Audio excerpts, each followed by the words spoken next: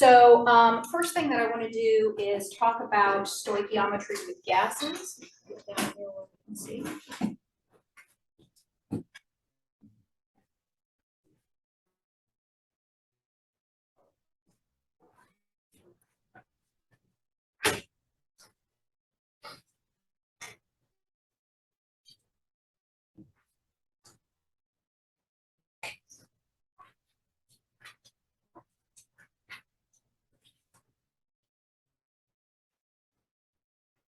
Okay, so we've got a special shortcut we can use for gases only.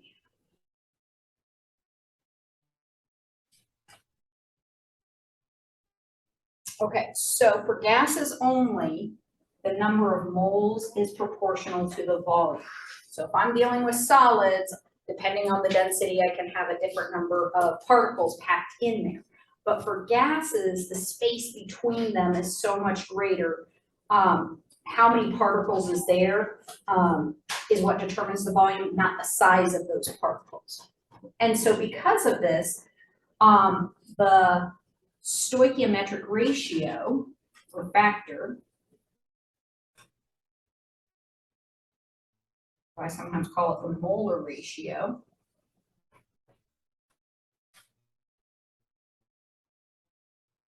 this also works on volumes.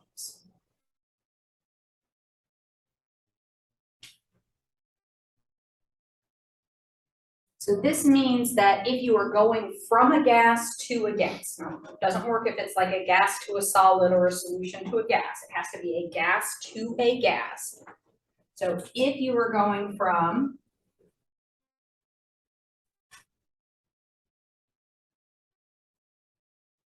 volume 1 of gas 1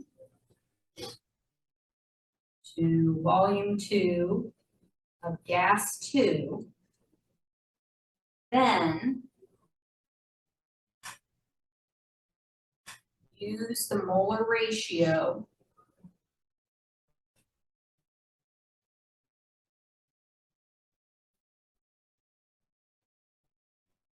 directly on the gas.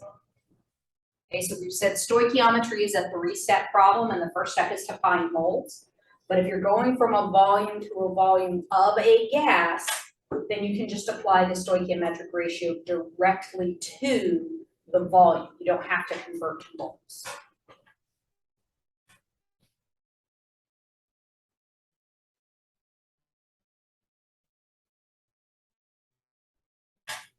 So let's take for an example, well, let me set this up first as kind of an equation. So V1 times coefficient 1, coefficient 2, that's what we want, over coefficient 1, that's what we want to get rid of, is equal to volume 2. Okay, so we're just using this coefficient ratio that is normally in step 2, we're just using it directly. So let's say we have nitrogen and hydrogen that we're turning into ammonia. Oxygen.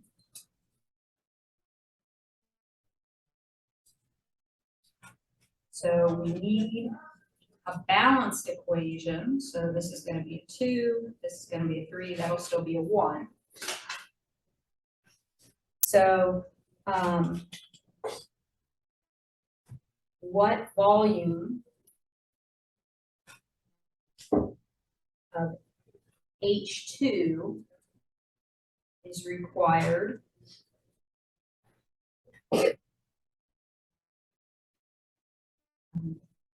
to make 12 liters of NH3. Is that all on the screen? Just barely. Okay, so normally we would have a pressure and a temperature so we could find moles. And you might see a similar question at STP or under these conditions, in which case you can do it either way. If you are just more comfortable always following those 3 steps, by all means, find moles, do the molar ratio, go back to the volume.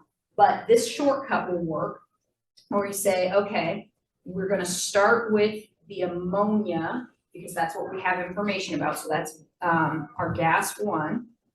So we have 12 liters of ammonia. And then we're going to do our coefficient ratio, our stoichiometric factor, our molar ratio. So we're going to have what we have on the bottom, ammonia, and then what gas are we going to put on top? The hydrogen. Okay, and that's because that's what the question asks about. And then we just take the numbers directly from the chemical equation. So we have a 2 here and a 3 here, making sure to match them with the appropriate chemical. And we end up with 18 liters of hydrogen.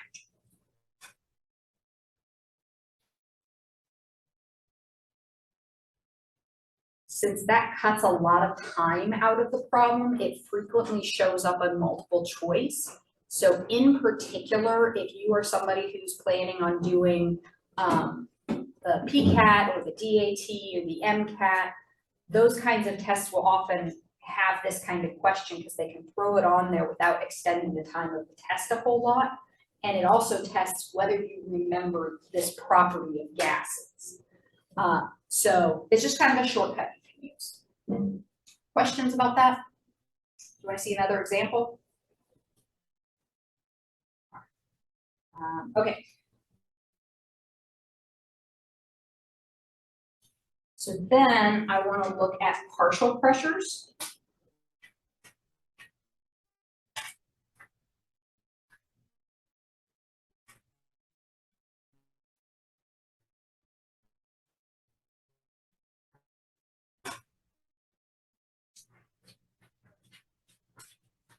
Now you've talked about this a little bit in lab, if you have lab. So I'm going to kind of tie in some of that here. But let's think about air. Air is made up of nitrogen and oxygen primarily. Does anybody have any idea how much is nitrogen, how much is oxygen? So it's around 80% for nitrogen. If we're talking dry air, it's 78%. And then oxygen is about 21%. Does anybody know the next most common gas? Good guess, because you know it's not carbon dioxide, it's not neon, but it's argon. So argon is about 1%. Squeezing these percents here. All right, and then there's trace other things, the most abundant of which is carbon dioxide, but there's other things as well. Okay, so if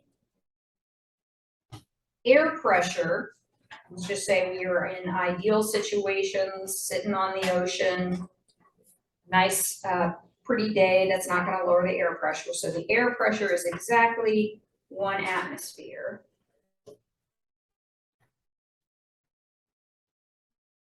What's the pressure of the nitrogen? So is that going to be the same thing? Is it going to be 1 atmosphere because it's all in the mixed in together? It's going to be more than that? It's going to be less than that? Anybody have a gut feeling? All right. So let's think back to our relationship between pressure and kinetic molecular theory. So that was where we said that pressure is related to some property of the particles. What property of the particles is related to pressure? Collisions. So if I think about the air in this room and all the collisions that those molecules are making with the wall, are the collisions made by the nitrogen as many as the collisions of all of the gases? Probably not, right? Because some of them are oxygen and a few of them are argon or CO2. So the pressure is proportional to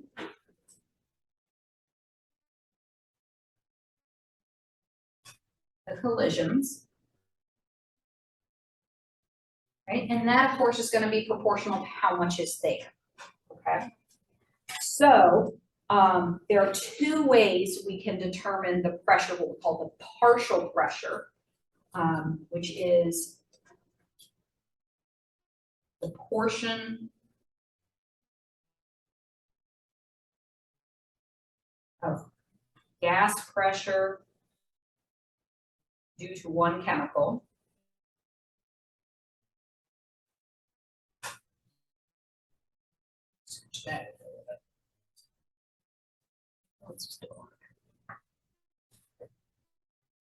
Okay, so one way is to think about it as all of the collisions are going to be made up of adding the collisions of the nitrogens plus the collisions of the oxygens plus the collisions of the argon.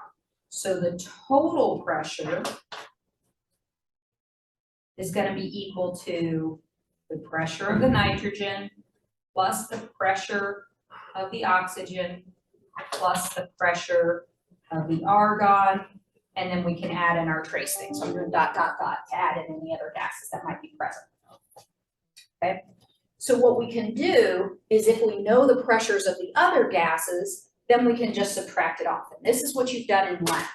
So in lab, this one over here,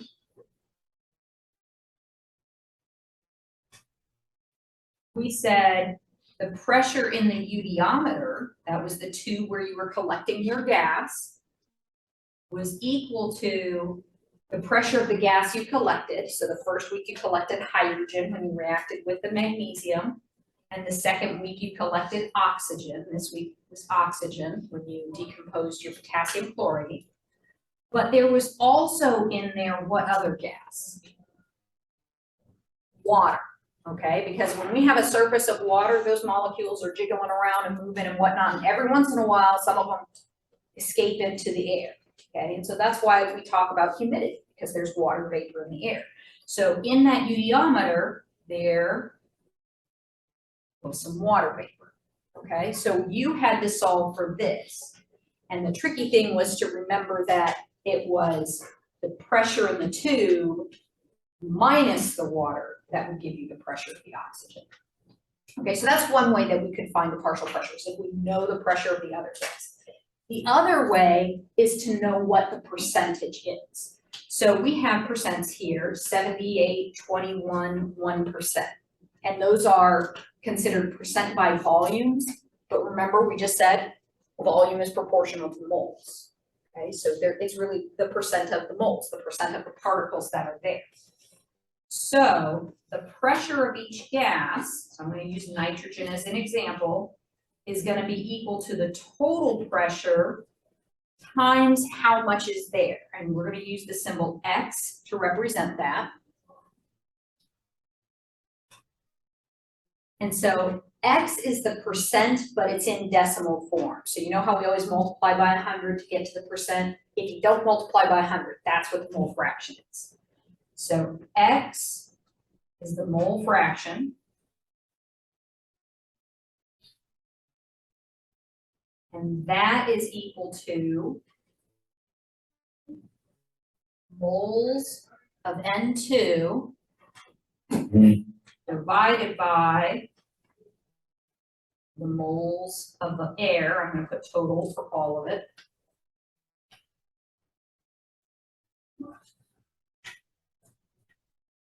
But it is also equal to the percent nitrogen divided by 100.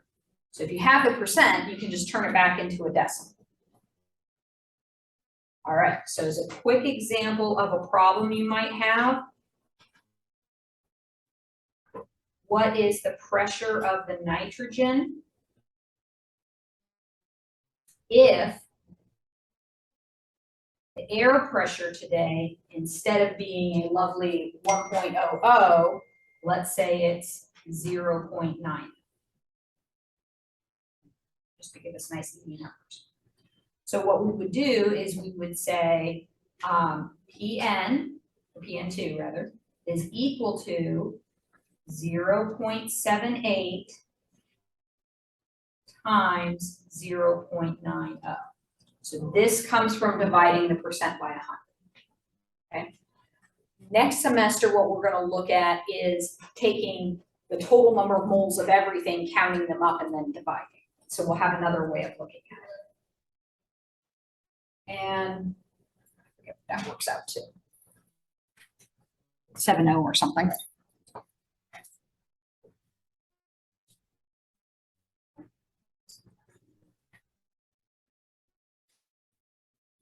I should put atmospheres on all of these.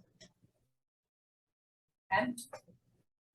So I'll try to do more examples on Monday, but I want to give you as much time as possible on your quiz.